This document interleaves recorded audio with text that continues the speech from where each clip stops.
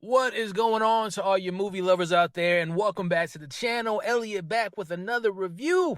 Back to back to back days. Two movies were good, one not so much. Have to check out the channel, see what movies I'm referring to. But tonight, we are talking about and checking out one of my most anticipated films of the year, and that is the dynamic duo of Spike Lee, who I personally consider to be a GOAT, one of the greatest directors of all time, and the GOAT, in my opinion, and Denzel Washington with Highest to Lowest, which is, of course, it's inspired / remake of Kurosawa's 1963, I want to say, of High and Low. Great film, saw it in college, masterpiece. And again, this one's taking some inspiration, like a businessman. I think Denzel's playing like a music executive, and his son goes missing, and they got the whole Ransom and explores like greed and moral compasses and what it means to be a father. So listen, man, Spike has been, like I said, one of the greatest directors in my opinion from very early on. She's Gotta Have It, one of my all-time favorites, Do the Right Thing, Jungle Fever, Malcolm X, all-time great to me. I mean, it's just, the list goes on. And then even recently with being, He Got Games, one of my favorite, but Black Klansman was an excellent film.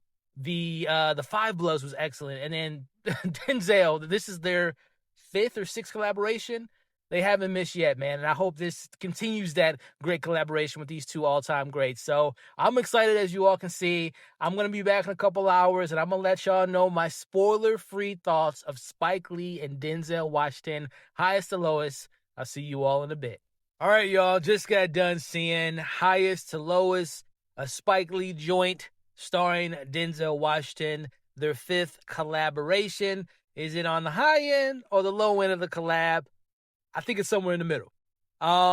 There are, let's stick that theme going, highs and lows. So the highs for me, listen, man, not to be biased, but Denzel is Denzel. I mean, the authenticity of the character that he's playing, David King, and I love the names too, David, and there's a bunch of like biblical names that play into, biblical storytelling. It's very Shakespearean in the narrative, but Denzel plays David King. He's this high-end, very well-known, accomplished studio producer, music executive that has come from the bottom and has made his way to the top. He's at the point of his career where things are not as good as it was in the early parts of his prime, right? He's fighting for the integrity of music, but also the music business, the business side of it. So the way Denzel plays into that, it's just great, man. It's just like watching a legend still operate at high levels. There are some script issues that we'll talk about a little bit later, but I think someone like Denzel is able to lift up some of the more kind of lower points of this film just from the performance he gives us, and some of the actors he's acting against don't deliver the same gravitas that he delivers.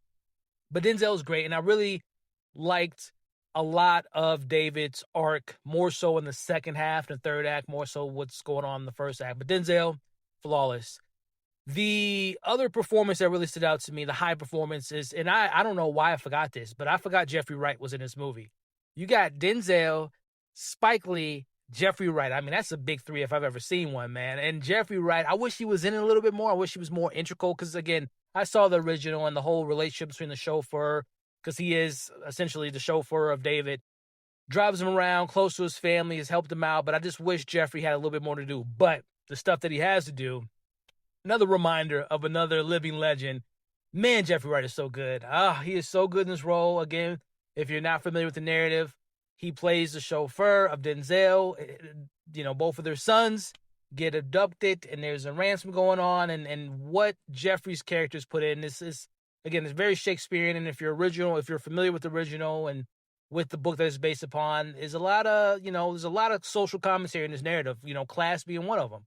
And Jeffrey Wright's character, definitely there's an interesting relationship between him and the police in this movie that is very apparent. And Jeffrey, again, very similar to Denzel, they just know these characters. They know the authenticity of who they're playing, what they represent, Black fathers. And I thought both of them, their back and forth was great. But Jeffrey and Denzel was fantastic. And kind of speaking to that narrative, again, with the themes that we're tackling, without giving too much away, the position that Denzel's in his life, it's almost like you forget where you come from, and your success is almost your worst aspect of who you are as a person. And this whole dilemma of like, paying the ransom, and I don't want to spoil anything, but what happens with the kidnapping and what that tug and pull does to him and the way he's perceived. And also there's a commentary to be had about social media, the gifts and curse of social media, the public perception that social media puts on you, and how they can make and break you as well. So there's a lot of commentary that I enjoyed here. So performances, those are the two standout for me.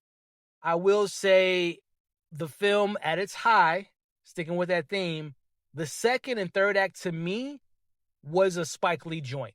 That was, and this is where the music industry, the father of this man dealing with who he used to be to who he is now. Can he be the best version of himself like he used to be? Can he be a new version of himself? Like the second act, there's a lot of flavor. There's some Spike Lee. There's like this scene where it takes place. There's a Puerto Rican concert going on with a great cameo, by the way, especially if you're a Spike Lee fan, one of his earlier joints. But there's this sequence in which the climax is sort of happening with the whole kidnapping situation. And that, to me, is when the film really picks up its momentum. I found the second act to really bring, I'm not kidding you when I say this, like, it is not that Spike Lee wasn't operating on a certain level in the first act, but when you see the second and third act, you're like, oh, that's the GOAT that I know.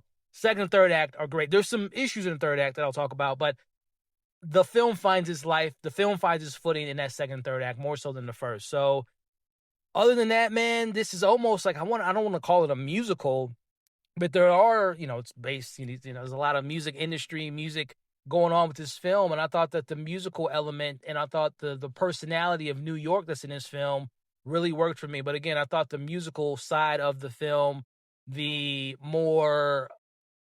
hip hop stuff was fine. We'll talk about ASAP in a second, but there's a lot of soul and personality and flair. Again, a lot of Spike Lee-isms when the film is more in his lane and gives you his flavor. Outside of that, let's get into the lows. Man, there's some performances that just did not click for me. And I will say also, I talked about how I thought the music stuff was really well done.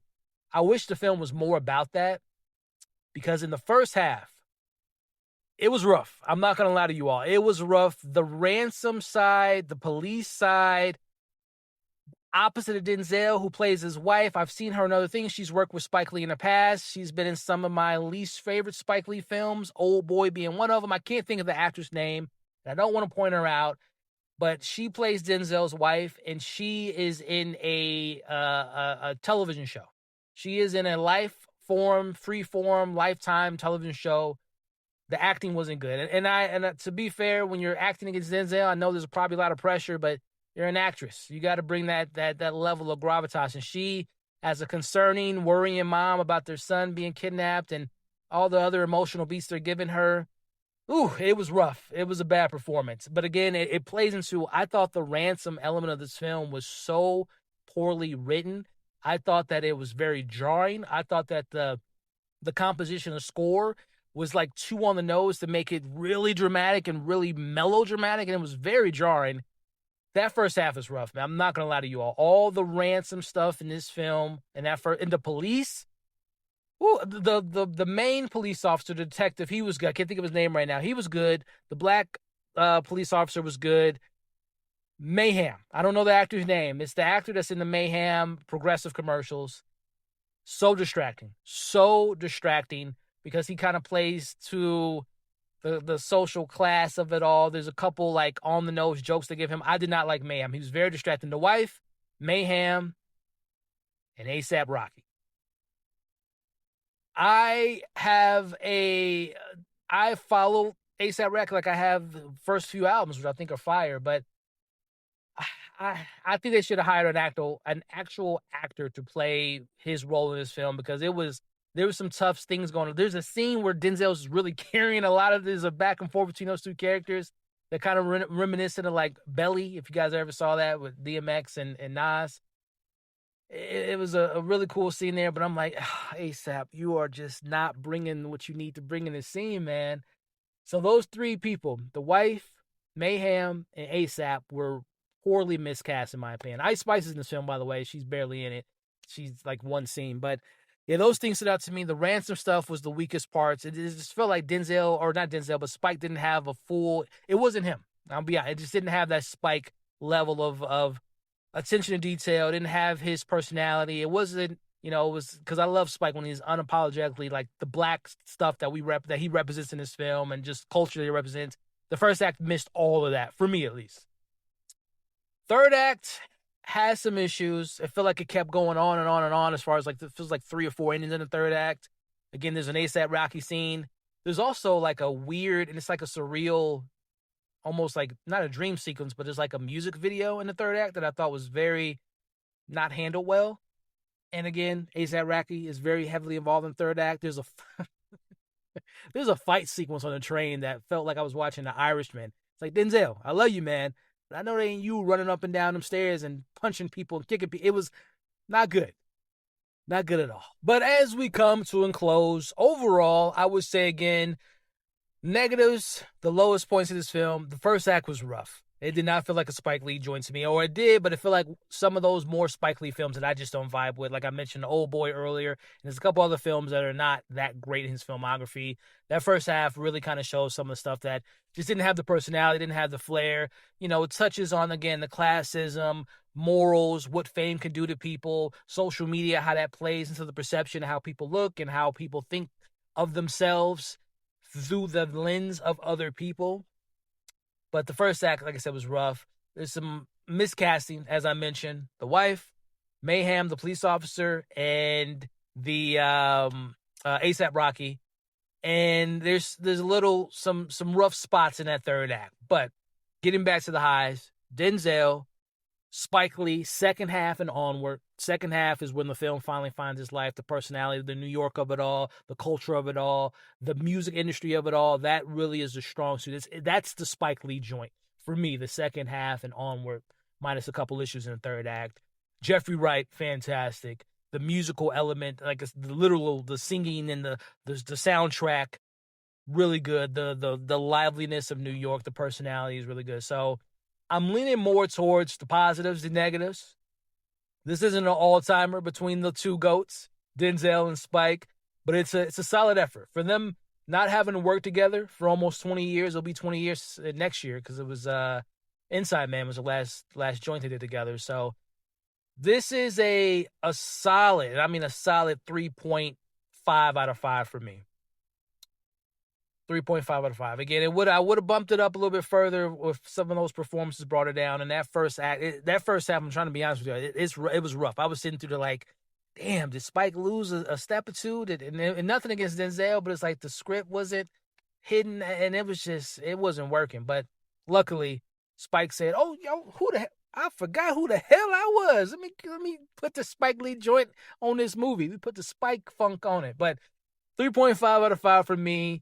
The film will be available in theaters on August 15th, so on Friday. It's Wednesday as I'm recording this, and it will be available to stream on Apple. This is the A24 Apple distributing, collaboration. I believe it's going to be streaming on Apple September 15th, if I'm not mistaken. I would say it's worth seeing in theaters and I'm going to say it selfishly, we don't have many more Spike Lee joints and Denzel joints left in the chamber. They're closer to the end of their career than they are at the beginning. So selfishly, I think we should support Spike and Denzel, selfishly. But I think the film is also worthy of seeing in the theater, but also understanding that it is a very different time. We can't see 3-4 movies in a week, back to school, all that stuff. I can understand people wait to see it in on streaming in a couple weeks, but that's my thoughts on highest to lowest. Hopefully, we can get one more, maybe 2 more Spike Lee, Denzel joints and get Javen in the joint. I want to see a Denzel movie with his sons, maybe both his sons, get Malcolm in the mix with a Spike Lee direction. I would love to see that one of these days. But thank you all for watching tonight's review. At the time of this recording, I haven't put out the movie I saw on Monday. It's a very fun movie. I can't wait to talk about that, but keep an eye out for that. I did a review for Nobody the other day, so that's on the channel now. We're doing this one now, and then in the next few weeks, there's not a lot of movies coming out, but keep an eye out for my movie reviews. A lot of TV stuff coming soon. Hope you all are staying safe. Like, share, leave your thoughts in the comments below once you've seen it. Where do you rank this amongst the Spike Lee, Denzel collaborations? Where do you rank them among Denzel performances, Spike Lee films, and let's talk about it in the comments. Again, I appreciate y'all. Y'all stay safe. You all are awesome. I'll catch you on the next video.